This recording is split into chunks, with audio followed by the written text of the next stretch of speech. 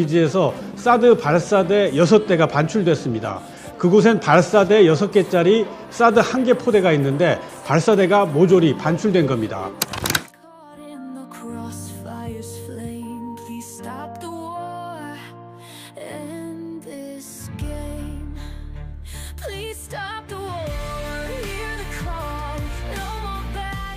Seoul, 13 Maret 2026. Rekaman video dramatis yang beredar luas di media Korea Selatan membuat jutaan warga panik. Bagaimana tidak? Rekaman yang juga disiarkan oleh media besar Korea seperti SBS menunjukkan bahwa 6 peluncur THAAD, sistem pertahanan rudal tertinggi yang selama ini menjadi payung besi Korea Selatan melawan ancaman Korea Utara, kini sedang diangkut keluar dari pangkalan Amerika Serikat di Songju. Tujuannya, Timur Tengah, untuk membantu Amerika Serikat dan Israel yang kehabisan amunisi menghadapi hujan rudal Iran.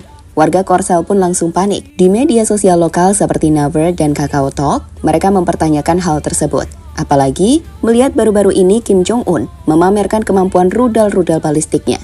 Jelas ini adalah situasi yang tak menyenangkan bagi Korea Selatan. Saat dengan mudahnya, Amerika Serikat bisa mengambil senjata yang ada di negaranya untuk dipindah ke negara lain tanpa bisa berbuat apa-apa. Dan inilah ringkasan cerita selengkapnya.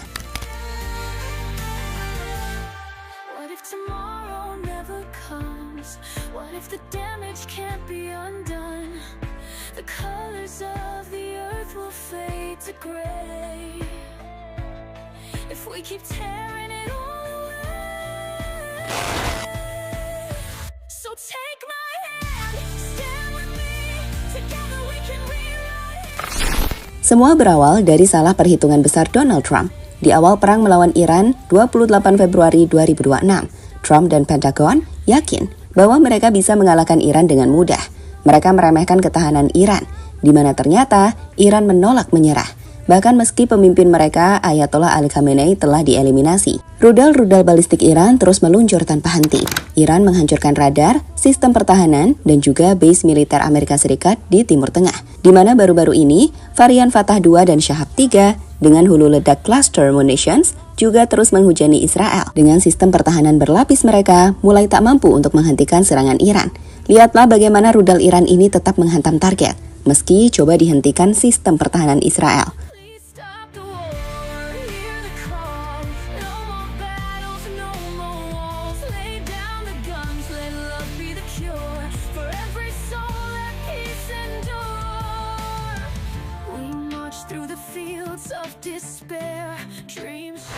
Ya, laporan Reuters dan Understanding War Institute menyebutkan Iran telah meluncurkan puluhan barrage rudal dalam 48 jam terakhir dan banyak yang lolos intersepsi, seperti di Tel Aviv, Petah Tikva, Bnei Brak, dan Haifa, di mana kerusakan besar terjadi dengan bangunan roboh, kendaraan hangus, dan ratusan warga terluka. Melihat fakta bahwa Israel dan Amerika Serikat mulai kehabisan misil untuk menghentikan serangan Iran itulah, Washington pun mulai mencari opsi berbagai cara. Dengan salah satunya, yakni mengambil senjata dari sekutunya yang ada di Korea Selatan. Menurut laporan, termasuk dari media di Korea seperti SBS, sebuah video menunjukkan dengan jelas ke-6 peluncur THAAD raksasa telah dibongkar dan dimuat ke truk berat lalu diangkut menuju pangkalan udara Osan.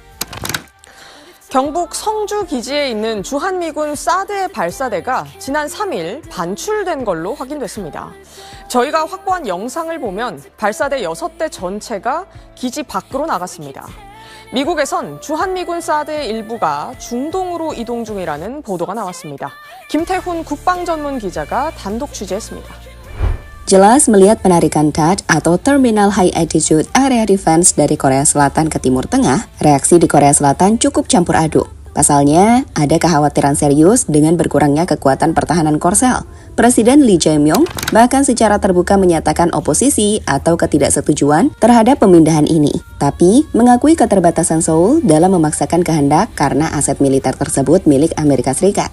Sementara warga menunjukkan kekhawatiran yang signifikan, terutama setelah video rekaman pemindahan peluncur THAAD dari Songju beredar luas di media lokal seperti SBS, YTN, dan Yonhap, di mana banyak komentar menilai, Amerika meninggalkan kita demi perang melawan Iran? Siapa yang melindungi dari Kim Jong-un sekarang? Mengambil ke-6 peluncur THAAD dari Korea Selatan untuk mengisi kekosongan di Timur Tengah adalah tindakan yang gila. Kim Jong-un baru saja mendapatkan hadiah Natal terbaiknya di bulan Maret. Amerika Serikat benar-benar memilih pertahanan infrastruktur minyak daripada pertahanan rudal sekutu Pasifik secara langsung. Pemindahan baterai Terminal High Altitude Area Defense atau THAAD dari Songju ke Timur Tengah menunjukkan di mana Washington melihat ancaman langsung. Namun hal itu pasti akan mengurangi kekuatan pertahanan rudal di semenanjung Korea. Amerika benar-benar menarik lapisan teratas pertahanan rudal Korea Selatan untuk melawan Iran, lalu mengatakan kepada Seoul, "Kamu akan baik-baik saja, bro."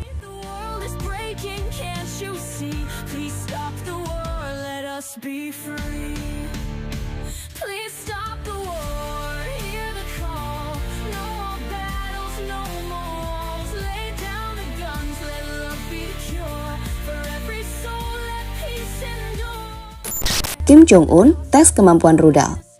Sementara itu, beberapa hari dari penarikan rudal THAAD Amerika Serikat dari Korea Selatan, tepatnya pada 11 Maret, Korea Utara di bawah pemimpin Kim Jong-un dan putri remajanya Kim Ju-ae justru nampak mengawasi langsung uji coba rudal jelajah strategis yang ditembakkan dari kapal perang destroyer. Ini adalah uji coba kedua dalam seminggu, tepat di saat Korea Selatan kehilangan lapisan pertahanan rudal tertingginya. CBS News melaporkan bahwa video yang disiarkan stasiun TV negara Korea Utara menunjukkan Kim Jong-un dan Kim Ju-ae duduk di ruang konferensi kapal menyaksikan rudal meluncur. Dalam hal ini, Pyongyang secara terbuka menyebut peluncuran ini sebagai respon terhadap latihan militer bersama Amerika Serikat Korea Selatan yang sedang berlangsung.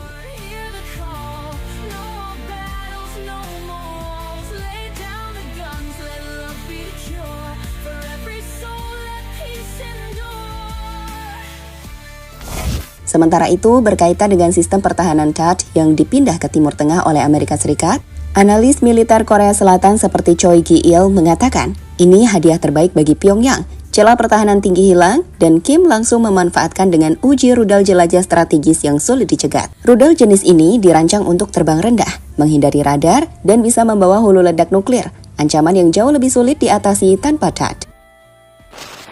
Iran permalukan pemerintahan Trump di depan rakyat Amerika Serikat. Di tengah perang yang semakin berlarut antara Amerika Serikat Israel melawan Iran, analis senior Kenneth Katzman dari The Southern Center, sebuah think tank keamanan nasional, baru-baru ini memberikan pandangan tajam kepada Al Jazeera. Ia mengatakan bahwa Iran sengaja menggunakan strategi asimetrik yang mirip dengan taktik Viet Cong selama Perang Vietnam, dengan tujuan utama mempermalukan pemerintahan Trump di mata rakyat Amerika sendiri. Katzman yang berbicara langsung dari Miami dalam wawancara live Al Jazeera menjelaskan, Iran tidak mencoba menang secara militer konvensional karena tahu superioritas udara dan teknologi Amerika Serikat jauh lebih unggul. Sebaliknya, mereka fokus pada perang berkepanjangan yang menguras sumber daya Amerika Serikat, menaikkan biaya ekonomi seperti penutupan Selat Hormuz yang memicu lonjakan harga minyak, dan mengikis dukungan publik di Amerika Serikat. Ini mirip dengan Vietnam. Viet Cong menggunakan gerilya, jebakan, dan serangan sporadis untuk membuat perang terasa tak ada akhirnya, sehingga opini publik Amerika Serikat berbalik dan memaksa penarikan pasukan. Iran ingin menciptakan efek serupa, membuat warga Amerika Serikat, termasuk basis pendukung Trump, muak dengan perang yang mahal dan tak kunjung selesai. Sejauh ini sendiri, strategi ini nampak berhasil, terkhusus saat banyak kritikan mengarah pada Trump dari dalam negeri, termasuk dari warga Amerika Serikat sendiri. Lihatlah kemarahan warga yang muak dengan efek inflasi, termasuk harga minyak yang terus mereka bayar akibat perang ini. Did you fill up today or just? No, I just got $15. Is that because it's hot? Yeah, I can't afford to fill up right now. Payday isn't right now. I don't know that we're going to wake up from one day to the next, to be honest. The only thing that I know that the prices went up, it's not good. So he's the president, so he needs to consider it when the prices goes up. It's not good for the lives of the people.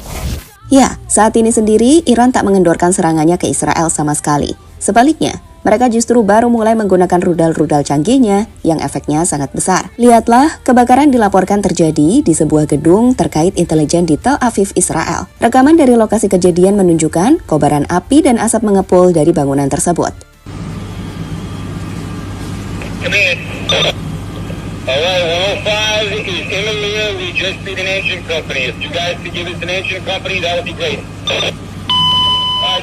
Stand by, 105. Lihat juga rumah-rumah yang hancur ini. Dengan malam tadi, Iran telah mengirimkan gelombang serangan ke-44-nya ke Tel Aviv sejak perang dimulai.